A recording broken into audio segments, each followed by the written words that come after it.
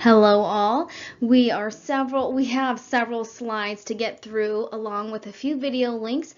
So I'd like for you to follow along. Today I'm going to start with covering mental health disorders and I'm going to end with skin diseases.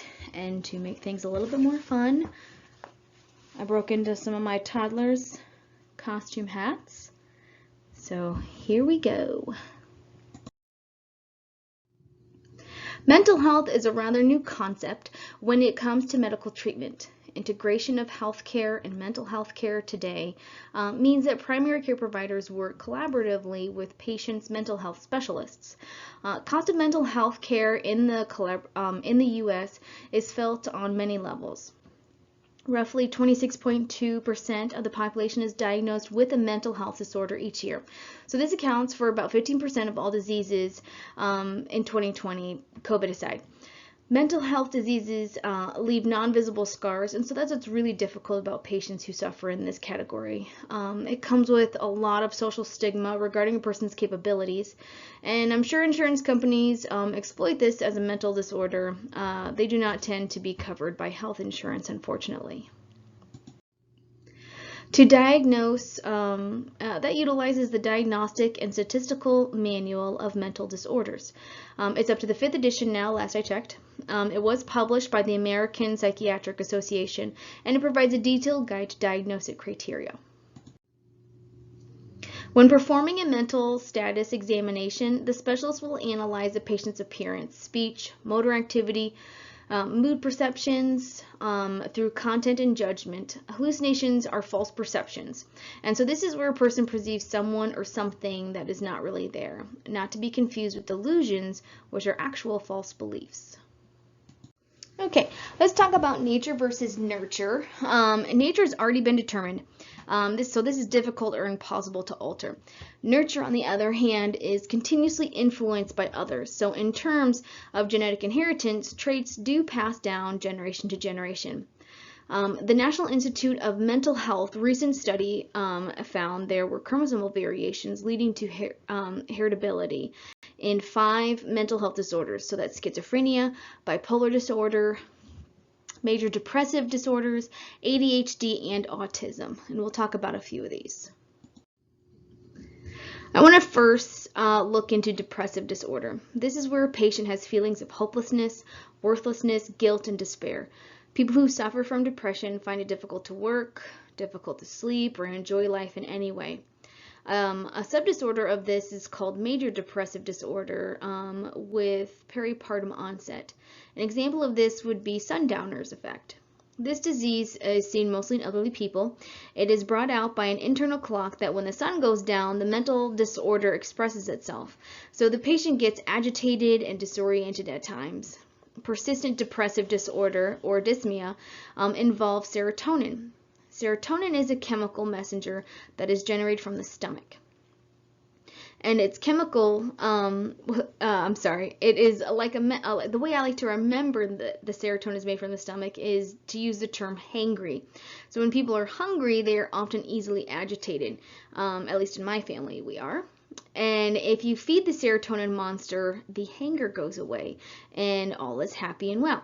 So now that doesn't necessarily cure persistent depression, but it's just an example to help you remember the role of serotonin.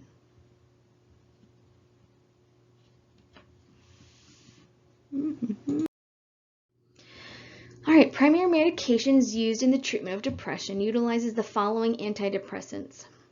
A very popular first-tier drug is known as an SSRI. This is a selective serotonin reuptake inhibitor.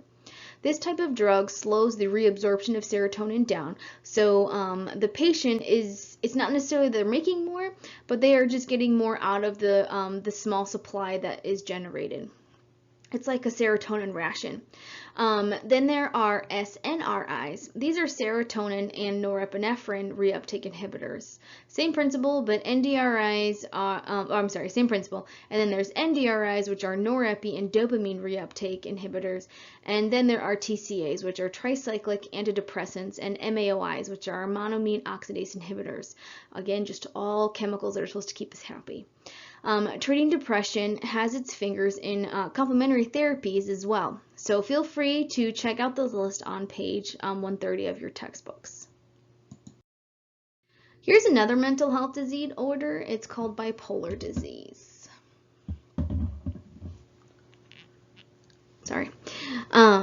Let's see here. This condition cycles between depression and mania. I'm so sorry. Extreme highs and extreme lows, basically. So this has been coined the manic depression condition. Etiology is unknown, but there are 2 cases that have been formed. So please take the time to view this link. It goes into some details on potential causes and treatments for bipolar disorder. So put me on pause, watch it, and then come back. Schizophrenia is an altered sensory perception and physical and physiological changes. It affects brain functioning, behavior patterns, and all 5 senses. A person may exhibit catatonia, which is the psychomotor disturbance. They will also suffer from muteness. Some experience echolalia, which is a pathological sense repetition. It's like a senseless repetition of a word or phrase just spoken. And I'm not sure if we have any Game of Thrones fans out there, but one word comes to mind when I'm talking about this, and that's Hodor. Schizophrenia. This may indicate alogia or allogia, depending on how you want to pronounce it, or basically it's the inability to speak. You want to speak, but you can't speak. Relating to the muteness listed above, it may also cause avulsion or decrease in motivation. I'm not talking about the loss of motivation to change your car oil or to pressure wash your deck. This type of lack of motivation would be more along the lines of not getting out of bed or getting dressed or skipping out on some of your hygienic routines. Hallucinations are commonly associated with schizophrenia, but not every patient suffers from them. Hallucinations could be along the lines of gustatory, which is the meaning that the person is hallucinating a taste or eating some type of food, and sometimes those food aren't necessarily pleasant, like donuts. Anxiety disorders have 3 major categories: generalized, panic, and obsessive compulsive. GAD involves excessive and unrealistic worry. Panic disorder is a recurrent episode of apprehension, terror, or impending doom. And then OCD is persistent exaggeration through action and reflects an exaggerated fear. So you hear people who are particular about something and then they're called OCD. But let me be clear, this is not the case, nor should it be a phrase that is used, because suffering from OCD is detrimental and affects lives and families on a very deep level. So please, again, put me on pause and watch this link to get a glimpse of someone who's being treated for OCD, and it might change your mind next time you want to use that phrase. Anxiety disorders come with specific phobias that involve persistent and irrational fears that would compel the patient to avoid this specific hazard. So arachnophobia, you have a fear of spiders, so you want to avoid spiders or the potential of spiders being somewhere. Social anxiety is a fear of embarrassing oneself in public or social situations. I clearly don't have a problem with that. Agoraphobia is the fear of being in specific situations with large groups, but also being alone in same groups. Hoarding is also a mental disease, full of anxiety. This disorder sets in when a patient has difficulty letting go or getting rid of possessions due to false beliefs. In some cases, someone could link a bad event with potentially tossing out a magazine. So maybe someone gets into a car accident the day that they got rid of all of their recycling magazine. So in their mind, to counter those feelings, magazines are then sought after and collected, causing a hoarding scenario. And once you start holding on to magazines, you're going to hold on to more and more and more things. So this disease goes much deeper than what the type of example that I'm giving you, but I just want you to be able to relate to it in some shape, way, or form. Okay, trauma and stress-related disorders. So a heavy hitter here is PTSD. That's post-traumatic stress disorder. This occurs with distress after a traumatic event. It's commonly known among veterans, but it does not occur strictly with veterans of war. PTSD can arise from an assault, mass shootings, car accidents, COVID-19, witnessing a death, many things. Research on the amygdala, which is the part of the brain that forms these emotional reactions, they do hope to determine the cause and the set-in of PTSD, but it's different for everyone, and so at times PTSD can be delayed or triggered, and knowing the cause eventually could help cure one day, maybe. All right, moving on. Let's talk about personality disorder. So there is an antisocial, the person with an personality disorders, they're going to be antisocial to where the patient has a disregard for rights of others. There's borderline personality disorder. This is when the patient is attention-seeking and expresses excessive emotions. And then there's narcissistic personality disorder. Narcissistic personality disorder comes with a lack of empathy for others and constant need for admiration and grandiosity. I call this one the hero complex, meaning that a problem is made or maybe blown out of proportion by the person suffering from this disease, only to be able to come in and save the day purely to get the praise, despite who was hurt in the process. And then there is the avoidant personality disorder. It's quite the opposite spectrum. This is where feelings of inadequacy loom along with hypersensitivity to criticism, which does not bode well for the patient. Substance-related mental disorders and addictions. Addiction is both a physical and physiological disorder. It creates tolerance where use or abuse of the affliction must be increased to achieve the previous effect. So you're always trying to chase this higher effect. It's like a never-ending mountain. The person wants more and more and more. So causes of withdrawal or negative physical symptoms are felt after periods of abstinence. Intoxication creates significant behavior or physiological changes. Oh, sorry, my legs are falling asleep. So I want you to take a look at the list of abused substances on page 139. Some of them might surprise you, but some of them you might have heard of. Disorders are generally diagnosed during childhood or adolescence, like neurodevelopmental disorders. Intellectual disabilities were previously thought to be cognitive, but a pervasive developmental disorder places a child on the spectrum for autism disorder. And another childhood disorder typically diagnosed in ADHD. So this stands for Attention Deficit Hyperactive Disorder. It used to be just ADD, which was Attention Deficit Disorder, but they've included the hyperactive. And this is because along with autism spectrum, these are new to mental health definitions and diagnosis, and therefore their terminology and definitions evolve with medical advancements.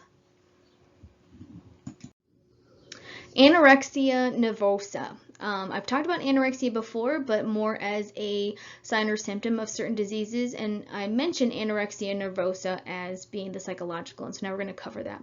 This is something that doctors see in younger patients. This is the imposed, so purposeful starvation and irrational fear of gaining weight. A patient suffering from this disease fears food and tries controlling that fear by avoiding it at all costs. And sometimes it takes their own life, which is unfortunate. Bulimia nervosa is a repetitive gorging cycle of food and then purging by self-induced vomiting. The patient feels in control with these two diseases, something that is typically explored during therapy. Sexual dysfunctions. These diseases accompany mental disorders as well. So there's genitopelvic pain penetration disorder, and this is pain associated with sexual intercourse. Erectile dysfunction is the inability for a male to achieve or sustain an erection. And then there's female sexual interest or arousal disorder, and that's the ability to achieve orgasm. Premature ejaculation is another one that is a persistent onset of orgasm and expulsion of seminal fluid too quickly. All right, where are we at here? Oh, Pop quiz. This was let's see here. So this was discussed a ways back, but what department diagnosis of classified mental health disorders and diseases? No, it's not insurance providers, though I wouldn't say they haven't tried. The answer is American Psychological Society, DSMV. That was several slides ago, but you can review. Okay, this is the last bit of mental health disease and disorders. So I'm going to talk about skin disease and disorders. If you want to take a pause and stretch, we will start the next like 2/3 of these slides. Okay, let's move on to the next one. Skin diseases. No longer Mario. Now welcome Luigi. All right, skin diseases for the most part involve a rather visual display. Let's see, so let's dive into that. All right, so part of that visual display would be skin eruptions, pruritus, which is severe itching. What else? Arrhythmia. So this, not arrhythmia, erythema. I gotta do the right inflection there. This is that medical terminology clue. So eryth meaning red, and then there's pain, swelling, and inflammation. Let's start with psoriasis. This is a chronic, non-infectious, inflammatory pink and red lesion on the skin. It is often characterized by silvery scaling, and patients afflicted are typically between the ages of 15 and 30. The causes are unknown. There are genetic and autoimmune indications though, and precipitation by trauma, infections, hormonal changes, stress, and climate do play a role in this etiology as well. The disease presents itself with epidermal cells and produce 6 to 9 times faster than normal cells. Because of this, the skin becomes thick and flaky. The skin begins to appear dry and cracked or encrusted. I'm not saying like skin all over the body, it's in specific areas. It will more than likely flake off as well. Pruritus, which brings the patient to an itch, causes more flaking. So this disease, being linked to autoimmunity, yields 10 to 30% of all cases being associated also with arthritis or some form of arthritis. So you may have seen those commercials with a famous golfer who is a spokesperson for treatment for psoriatic arthritis. All right, here's an image of what the skin can appear to look like. Remember, this is non-infectious. Affected regions of the trunk tend to be more easily hidden. However, imagine a patient who suffers social stigma from similar marks if they were located on their arms or neck. So it's quite unfortunate. Another unfortunate skin condition is known as acne vulgaris. This is the inflammatory disease of the sebaceous glands. Sebaceous glands are what lubricate your skin and hair follicles.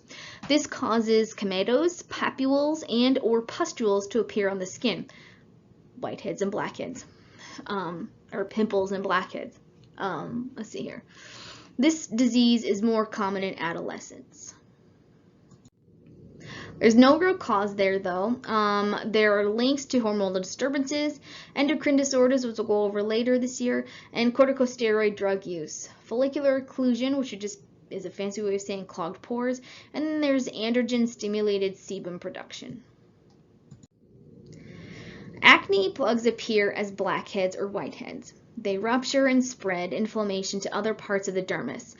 Diagnosis comes with the patient history, age, and obvious skin observations.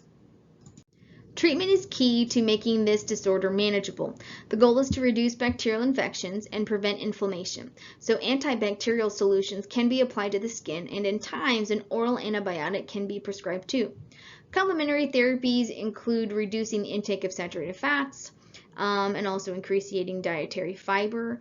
The patient would also be encouraged to get fresh air and exercise, and for those who choose to wear makeup, it would be wise to choose non-oil-based products. Some sites would even recommend facial mask preps made with egg whites. I've heard no chocolate. So many ways to keep the acne at bay. The tricky part would be not to pick, as that would cause scars. Rosacea is a chronic inflammatory condition that causes erythema. I'm going to try and stress erythema. I'm going to pronounce it differently because I don't want it to sound like arrhythmia, which is a cardiac situation. We'll go over that in our cardiac chapter. So erythema, which is the reddening, and formation of pustules on the face. Etiology is unknown, but it is likely that there is a combination of genes, genetic, and environmental exposures. Most common with fair-skinned patients between the age of 30 and 50, and premenopausal women tend to show more symptoms than male patients. Rosacea has a very distinct flush redness that covers the cheeks, forehead, chin. Small pustules can form. There's this term rhinophyma or rhinophema.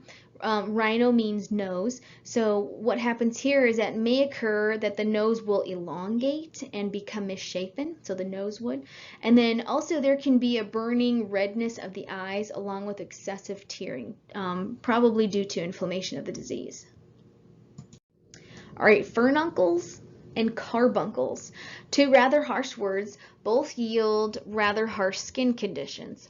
A furuncle is a boil involving the hair follicle and the surrounding tissue, and a carbuncle is many furuncles developed in neighboring follicles with multiple drainage sites. This is a tongue twister.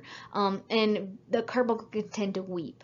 So imagine the furuncle as a house, and a carbuncle as a neighborhood made up of several houses. This is very painful.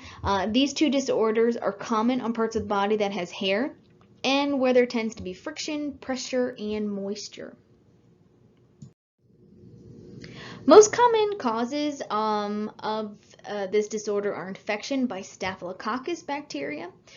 To diagnose the bacterial infection beyond visually looking at that lesion, there would be an increase in white blood cells in a complete blood, a CBC, a complete blood count test, a gram stain of that purulent discharge. Purulent is another way of talking about pus, as well as talking about weeping earlier, which would identify that causative organism.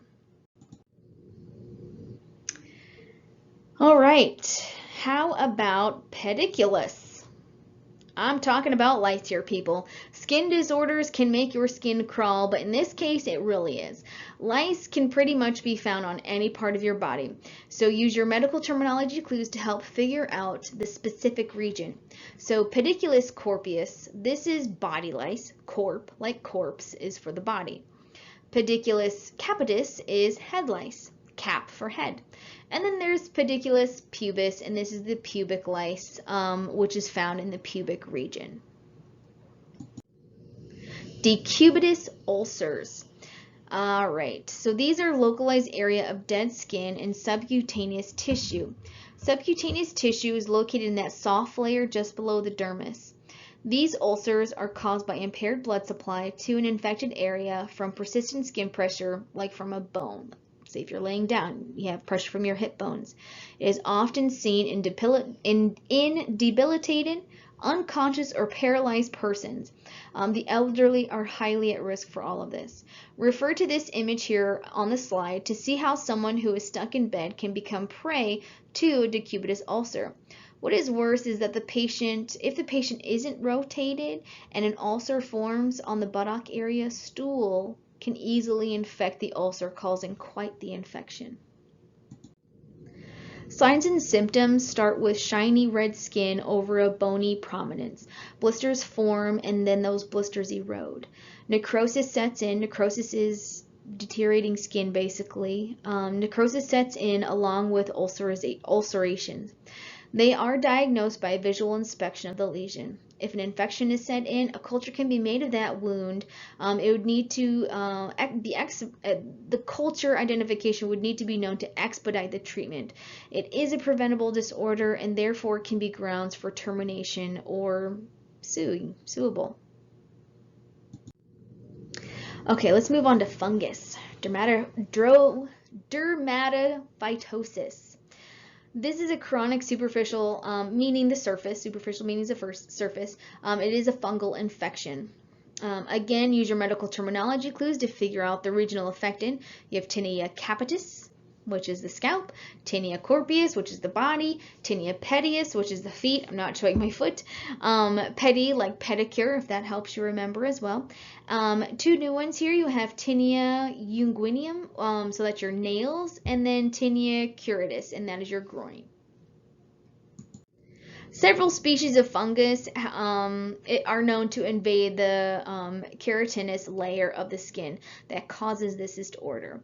A patient can get them from direct contact with the fungus, but there's also opportunity for spores, and infection can occur when the skin is chafed, roughened, abrased. It also is seen in cases of poor hygiene. Tinea capitis is a contagious infection often seen in children. It could be asymptomatic, or there might be a slight itching with a gray. I'm sorry, I'm talking about all the stuff that's making me itchy. Tinea capitis is a contagious infection often seen in children. It would be asymptomatic, or there might be a slight itching with gray, round, scaly lesions on the surface. Tinea corporis, or corpius, as I was saying it, the corporis occurs on those areas of the body exposed to infected domesticated animals. Lesions are ringed with scales and vesicles, and this is commonly referred to as ringworm. It's really a fungus. Tinea unguineum goes asymptomatic too. This is until the nail becomes so infected that it becomes brittle, lustrous, and thick. Often it is removed. I have seen this. I've seen several people's toenails in my lab experience so far. Signs and symptoms for tinea pedis is a persistent itching, burning, stinging on site. The sole of the foot can become fissured meaning it splits. This is commonly called athlete's foot. Tinea cureus is red, raised with sharply defined edges that itch the groin. This one is known more often as jock itch. Diagnosis is dependent on the infected location and the severity of its appearance. Typically, a culture is performed to determine the type of fungus that is growing. A KOH can be used as well on skin scrapings to identify the type of fungal form seen. The KOH, it's a form, K I think is for potassium hydroxide potentially, dissolves the dermis structures from the skin scraping, leaving just the fungal elements. And so it's a quick screen that could save time on treatment identification, since fungal cultures take days to weeks to grow. Impetigo. This is a new type of skin infection we haven't spoken about yet. It is contagious and is marked by fluid-filled blisters that become pustular, rupture, and form a yellow crust on the skin's surface. Impetigo tends to have bacterial causes like Streptococcus or Staphylococcus. We often call that staph and strep. These bacteria wind up entering the skin via a cut or lesion and makes themselves at home. Poor hygiene exacerbates this cause, so would malnutrition and anemia. Since infants cannot wash or feed themselves yet, it's common to see. Same for small children. Signs and symptoms of impetigo. Lesions begin as macules, then vesicles, and reach pustule status. Pruritus is an urge to scratch, so that sets in. This is how the bacteria finds a way to leave its pustule reservoir and either spread to a new host or to a new region of their current host's body. Lesions rupture and the serous liquid hardens. That's where that crust comes from. Most common areas are around the mouth, nose, neck, and extremities. Remember that with infants who are commonly inflicted and small children, they have this tendency to share everything, food and toys, and put everything in their mouth, so spread is likely. Diagnosis is made visually and then, of course, microscopically via Gram stain and culture of that vesicle to try and find that staph and strep in the fluid. Vitiligo. Vitiligo is a disorder that affects the depigmentation of skin due to destruction of melanocytes or melanocytes. Cause is unknown, though it appears to have familial, genetic, or autoimmune links. This condition affects both genders and all races equally. Vitiligo signs start with white spots that appear on areas exposed to sunlight. So typically hands, face, sometimes the arms. Spots also appear in the groin, armpits, navel, genital, and rectal areas. This condition may be accompanied by premature graying of the scalp, facial hair, eyebrows, eyelashes. Diagnosis starts with a detailed physical examination. A skin biopsy with microscope exam is helpful as well. Okay, this is going to be a tough one here. Seborrheic dermatitis. Derm being the medical terminology clue for skin, obviously, and then itis for inflammation. So this is a chronic disease of the sebaceous glands, common in infants. It appears as cradle cap. Anyone who's a mother or father or parent of some way, you might have heard of this. You see it in infants often. This is a chronic disease of the sebaceous glands. It appears as cradle cap or diaper rash. So those are, you have two regions. Etiology is idiopathic and can be linked with nervous system diseases. Oh, let me move my slide. Okay, signs and symptoms would be typical skin eruptions on the scalp, eyelids even, cheeks, groin, or trunk area. It produces dry, moist, or greasy scales. Diagnosis is mostly just an observational history, and a look at the lesions mostly to just rule out psoriasis and to come up with a treatment plan. Contact dermatitis. Now this is acute, so rapid. Inflammation caused by direct contact with an offending substance that creates an allergic response. So contact dermatitis can arise in someone who is allergic to, say, example, heavy metals. So they might actually start getting irritated if they wear certain jewelry. Etiology is wide. It can be animals, food, minerals, chemicals, plants, metals, latex, even material like wool. Signs of contact dermatitis would be erythema, small skin vesicles that ooze, scale, itch, or burn. It is diagnosed by the inflamed appearance, medical history, and a patch test can be done to determine the irritant. So a patch test, this is when an agent is assumed and then put on like a needle bed and pricked into the skin to see if a reaction, it's a controlled, but a reaction is confirmed. More specifically, since we are medical professionals, I want to talk about a latex allergy. This is a form of dermatitis that results in hypersensitivity to latex products like gloves and band-aids, but also condoms and beauty products. Any latex product, even a small amount, could cause a reaction, not necessarily contact. People with asthma or other allergies are at a higher risk due to a type of immune response that could occur. Medical and dental professionals are at risk to achieving a latex allergy due to all the products that we use that contains this material. So be on the lookout in your professional career. You can tell if there's a latex allergy due to an immediate itchy skin, swollen lips, nausea, diarrhea, and potentially red swollen eyes. Signs of anaphylactic shock would include hypotension, tachycardia, difficulty breathing, bronchospasms. Let me be very clear that anaphylactic shock is the result of a severe allergic reaction, not just to latex, but it is a medical emergency. Blood tests for latex sensitivity are used to diagnose. So you have the IgE, which are antibodies, immunoglobulins, are looked for. Latex allergies are forever. So usually treatment really comes down to avoidance and proper skin care after potential exposure. Oh, moving on. There's a lot to cover with the skin. Atopic dermatitis, also known as eczema. This is where the skin becomes inflamed and produces an intense itch. No pimples or pustules typically. Causes are idiopathic, but the links to allergic and hereditary components have been noted. Most of the time, eczema causes a dry, leathery, vesicle skin in adults and possible exudative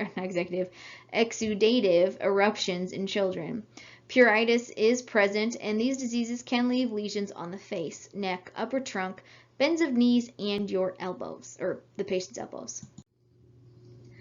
To diagnose atopic dermatitis, the skin is observed and inspected, along with a family history being taken and a check on any elevated IgE. Herpes zoster, aka shingles. This is an acute, inflammatory, and very painful eruption of vesicles, usually on a patient's trunk of the body. Occasionally, there have been patients that can present on the face. Primarily, this affects adults over the age of 50. Etiology is due to reactivation of the varicella zoster virus that arises because of chickenpox. The trigger to a shingles outbreak is unknown, though stress has been known to be a player.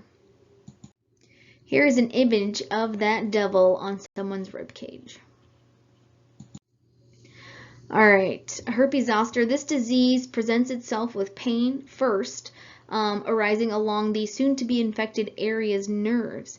Usually in about 1 to 3 days after that, prior to the rash forming, that will become where the vesicles that were shown in that previous slide pop up. The nerves are also affected in that region around the area, very painful. To diagnose, the characteristic pattern of pain is mapped, and then isolation of the virus in cell cultures can confirm if, despite visual aids, diagnosis is still uncertain. All right, this is our last disease. We are going to discuss malignant melanoma, aka skin cancer. And when I say aka, that means also known as. This condition is described as a neoplasm of epidermis and dermis.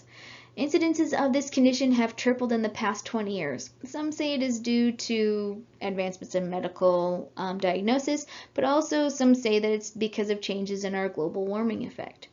There is a 4-step process on how this can present itself.